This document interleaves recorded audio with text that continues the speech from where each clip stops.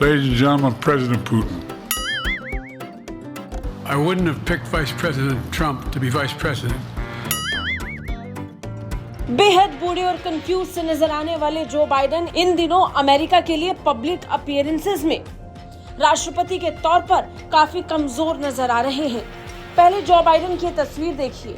G7 में ये तस्वीर आपको याद होगी। इस तरीके से जो बाइडेन बाकी राष्ट्रीय अध्यक्षों के ग्रुप से अलग होते हुए, कंफ्यूज होते हुए, इधर उधर जाते हुए दिखाई पड़ रहे थे। इटली की प्रधानमंत्री जॉर्जिया मेलोनी का ध्यान जैसे ही उन पर पड़ा, उन्हें अंदाजा हो गया कि जो बाइडेन आउट हो गए हैं और तभी उनका हाथ पकड़ के वो बाकी राष्ट्रीय अध्यक्षों के साथ आकर उन्हें खड़ा कर देती हैं। लेकिन अब एक बार फिर जो बाइडेन बेइज्जती का सबब बन चुके हैं। अमेरिका को बार बार अंतर्राष्ट्रीय स्तर पर एम्बैरेसमेंट का सामना करना पड़ता है।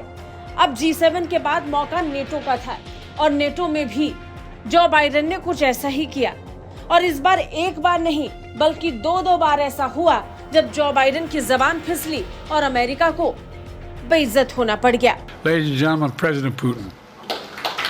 President Putin. He's going to beat President Putin. President Zelensky.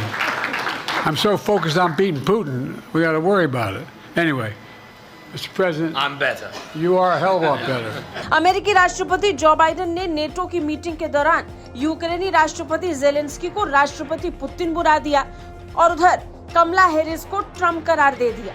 उनसे इस तरह की गलतियां तब हुई जब राष्ट्रपति चुनाव की उनकी उम्मीदवारी पर सवाल उठ रहे हैं। बाइडेन की इन्हीं गलतियों की वजह से बार बार अमेरिका को एम्बैरेसमेंट झेलनी पड़ती है। बार बार लोग उन्हें कमजोर नेता के तौर पर देख रहे हैं। नेटो देशों की सबसे बड़ी और महत्वपूर्ण बैठक में बाइडेन ने व्लादिमीर जेलेंस्की को व्लादिमीर पुतिन समझ लिया और उन्हें मंच पर आमंत्रित करते हुए राष्ट्रपति पुतिन कहकर संबोधित कर दिया और इसके बाद एक ऑकवर्ड मोमेंट वहां पर क्रिएट हो गया। ये तो फिर भी ठीक था। हद तो तब हो गई जब जो बाइडेन ने अपनी ही उपराष्ट्रपति को डोनाल्ड ट्रम्प कहकर संबोधित कर दिया। I wouldn't have picked Vice President Trump to be Vice President, but I think she was not qualified to be President. उपराष्ट्रपति कमला हैरिस का जिक्र करते हुए बाइडेन ने उन्हें ट्रम्प कहकर संबोधित किया और फिर एक बार उनकी उम्मीदवारी पर सवाल खड़े होने शुरू हो गए। ब्यूरो रिपोर्ट, भारत तक।